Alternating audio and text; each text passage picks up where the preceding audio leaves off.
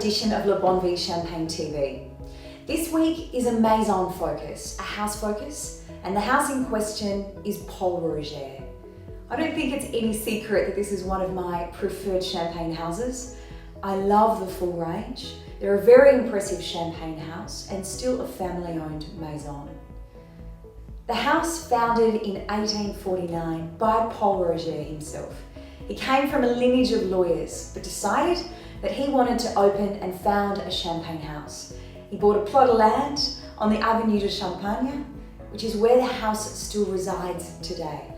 They have about 60 hectares of land, quite a sizable land holding, in some Grand Cru and Premier Cru sites.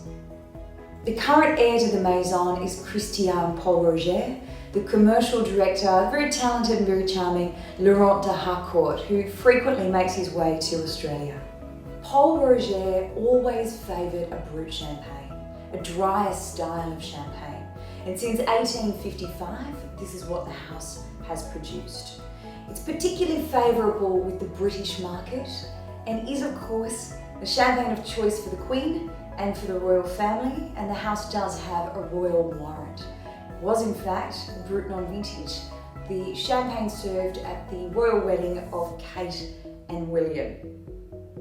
Today we are looking at three champagne styles of the house. The Vintage 2004, the Vintage Rosé 2004, and the wonderful and very well acclaimed Sir Winston Churchill 2002. 2002 being an unbelievably exquisite vintage, the vintage of the decade in my opinion.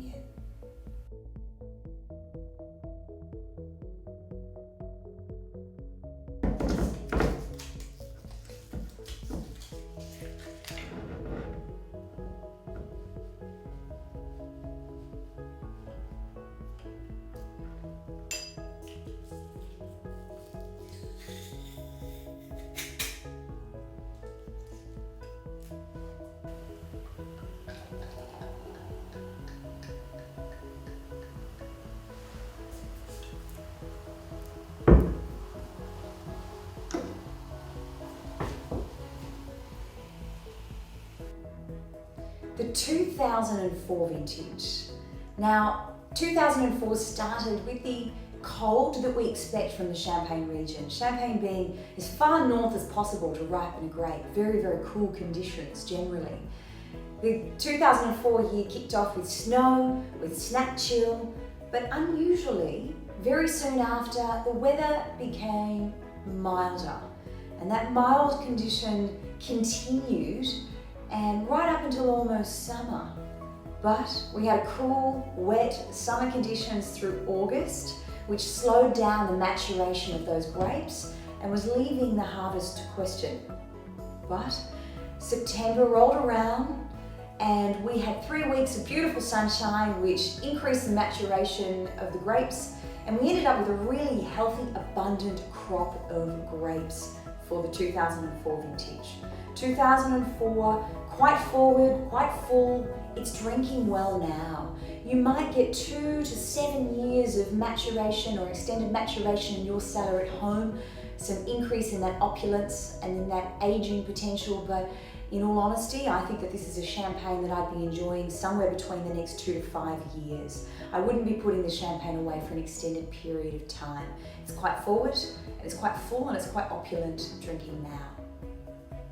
The bead, the mousse on this wine is incredibly fine, and Paul Roger have always been known for having an incredibly fine bead or mousse on their wines. Their cellars are a little deeper than most within the Champagne region, resulting in cooler climatic conditions for the aging of the wine, changing the protein of the bubble, making that a little finer, a little smoother than some of the other champagne houses.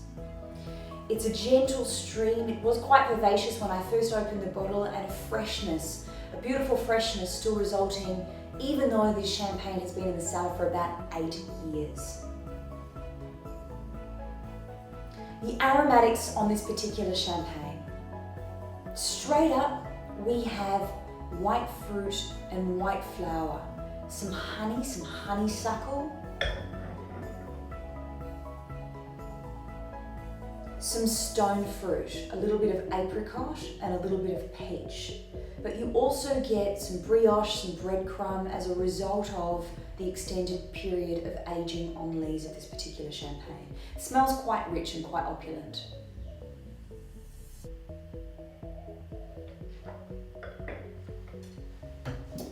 The 2004 feels quite opulent in the mouth.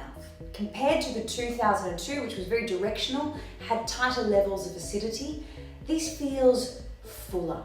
It's got more weight in the mid-palate, feels a little rounder in terms of the shapes in the mouth. Beautiful length, still a lingering memory of the aromatic and the flavour in the mouth of this champagne. The honeysuckle is intensified on the palate, and also the reminder, the refresh of that beautiful stone fruit. I'd be partnering the 2004 up with perhaps an apricot chicken. Nice, soft, fresh white meats or fleshy white fish.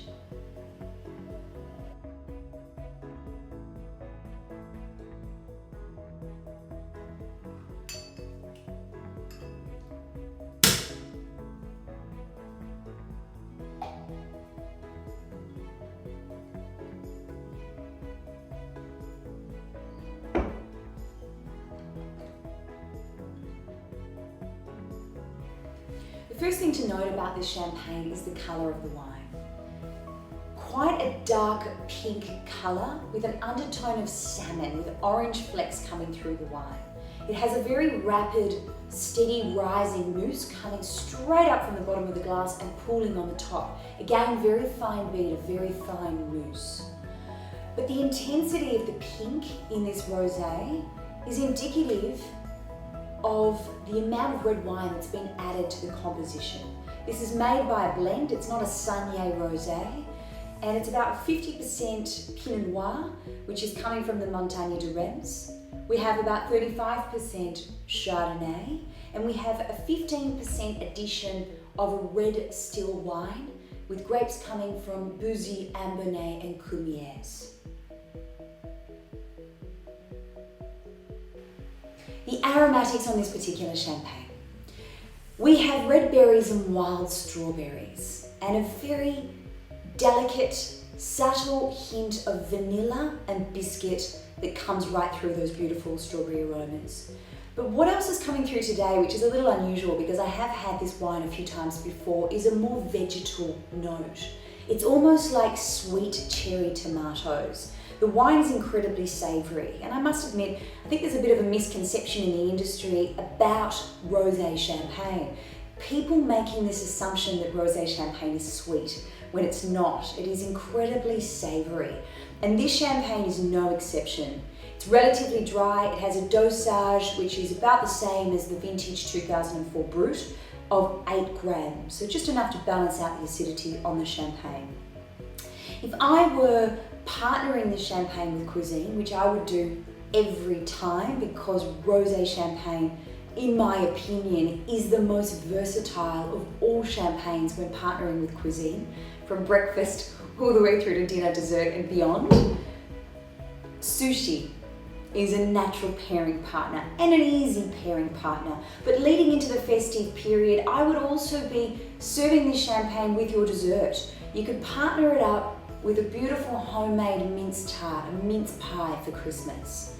But if you were taking this wine to a barbecue or to a Christmas dinner and you didn't know what your host was serving, this is perfect because it's absolutely versatile. The beautiful red berry aromas, but the more weight and body from the aging of the vintage champagne will make it stand up to most culinary pairings.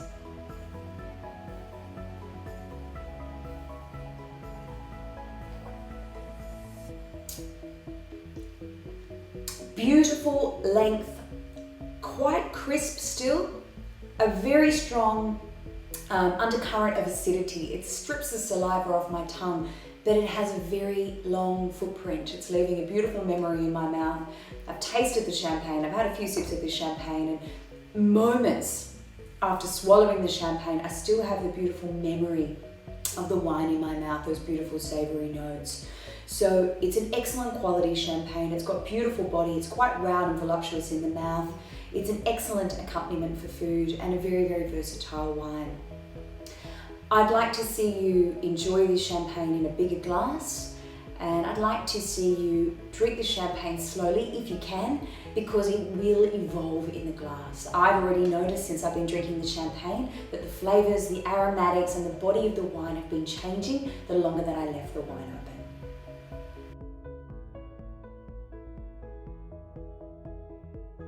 The piece de resistance in the review and also in the collection of wines that are coming out for collectors this month would have to be the Pol Roger Sir Winston Churchill Vintage 2002. We have not only the best vintage of the decade in 2002, but the top of the line prestige cuvée from the house of Pol Roger. I have to say this is an iconic champagne. It's a monumental champagne, and in all honesty, it comes in quite a simple vessel, quite an understated bottle, given the importance, the significance and the opulence of this champagne. If there was a champagne on your bucket list, this would be one of them. 2002 was a sensational vintage in my opinion, probably the best since 1996. In tasting champagnes over the last couple of decades, there have been a couple of really memorable moments, and some of them have been drinking the magnums of Pol Roger Vintage 2002, and it takes me back in feeling to drinking some of the exquisite champagnes released from the 1996 vintage. Different style of course, but the same magnitude of wine, the same magnificent feeling and emotion that you get when you drink a champagne of this quality. The 2002 resonates quite strongly with the 2002 vintage in Magnum, which is interesting because it's a slightly different grape composition. The House of Pol Roger and Sir Winston Churchill have a very long relationship, one that has continued with his family long after his passing. Sir Winston Churchill first experienced the wines of Pol Roger at a presidential lunch, but he was drinking the vintage 1928, which is one of the most exquisite vintages that's ever been produced within the Champagne region. So it's easy to understand why he fell in love with the house. He also might have fallen in love with something else at that lunch. That is the daughter of Pol, one Mademoiselle Odette Roger, who was in all expressions of the word a classic beauty. So his fondness of the house may have stemmed a little bit further than just the wine itself. But this relationship continued, so Winston Churchill was always an advocate of the brand, and after his passing, his family reflected on his death by asking the House of Pol Roger to place the black sash over the label of the bottle to signify his connection with the house on his death. And that black sash has remained ever since, and the champagne now named in his honour.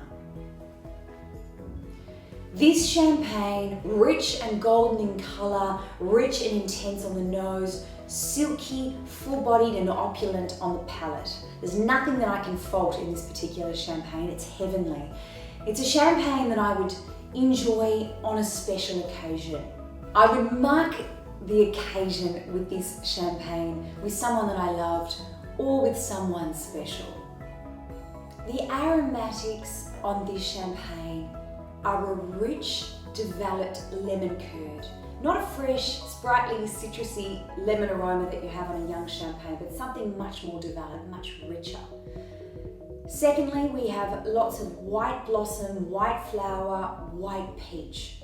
There's still this beautiful balance between the developed aromas and complexity of the wine and this fresh effervescence and beautiful, delicate acidity that runs through the backbone of this champagne. As you would expect, it's got lovely brioche biscuit bread notes that come through to balance out that white pear, the white blossom and the fresh citrus notes. So it's beautifully balanced. In the palate, very, very opulent, beautiful weight, and a champagne that lingers in the palate for moments after you've taken the last mouthful. The exact composition of the grapes is always a bit of a mystery with the Sir Winston Churchill. It's the one wine within their portfolio that they don't release the exact cépage, the exact composition of the grapes, but you can tell from the aromatics of the wine and also the fact that Pol Roger do generally tend to favour the Pinot Noir grape, that this is a Pinot Noir dominant champagne. My understanding is that the grapes are selected from 20 Grand Cru villages that rank on the 100% scale within the Champagne region. And of course, Sir Winston Churchill only uses the finest grapes, and it's only released in the finest years. This is a monumental champagne. This is a magnificent champagne. It's one that I'm glad to have ticked off my bucket list. You were incredibly lucky to enjoy this champagne. Please save it for a special occasion, and I can't wait to hear what you think. Enjoy.